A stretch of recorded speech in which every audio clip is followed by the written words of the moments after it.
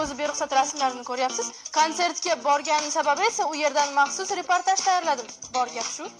Bu tushunarli. Konsert o'zi yaxshi bo'ldimi? Albatta, menga eng yoqqani Shohruxxon yana Asalga yuragini sovg'a qildi. Konsert Shaydo deya nomlandi, lekin negadir bu kun ushbu tarona yangramadi. Umuman olganda shou dasturida har yilgidan uncha katta farq sezilmadi. Zaldagi yulduzlar ham har yilgi an'ananing bir qismi.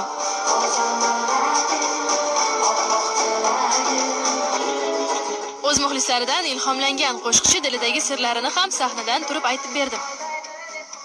San'atga intilib yashadim.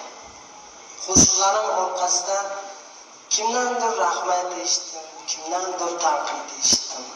Ichimdagi gaplarni she'r qildim va sizlarga berdim.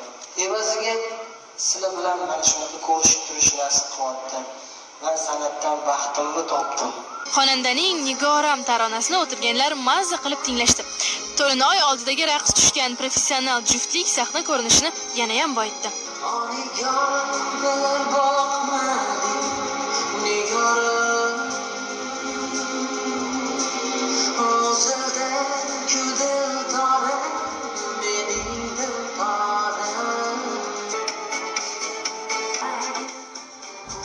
Haligacha hayajondaman. Hali o'zlarini ko'rganim yo'q. Tabriklamoqchiman. Grimxonada uni kutgan oilasi sovg'alar bilan baxtli kuniga yanada mazmun qo'shdi. Konsert juda ham ko'p kutdik. Juda ham chiroyli o'tdi, chunki bizning tinglovchilarimiz kelib bizlarni quvvatlab turishdi. Bu yil Zarina bilan Shahriyor chiqdi, biz bilan birgalikda. Juda ham chiroyli bo'ldi. Bunday shoular faqatgina kelgan muxlisga zavq berish bilan cheklanmaydi. San'atkorning o'ziga ham istiqlol sahnasida kuylash yoqimli. Menga hamma umr yoqdi.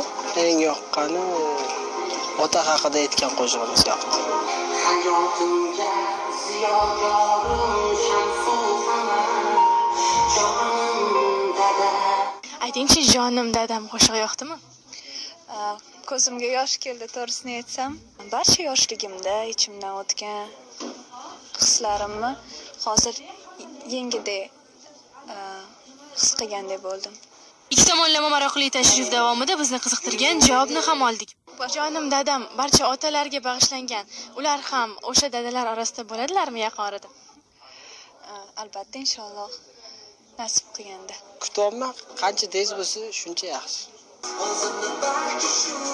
Nasib etsin deymiz. Balki shundagina keyingi yilgi konsertlarda yangiliklarni kuzata olarmiz.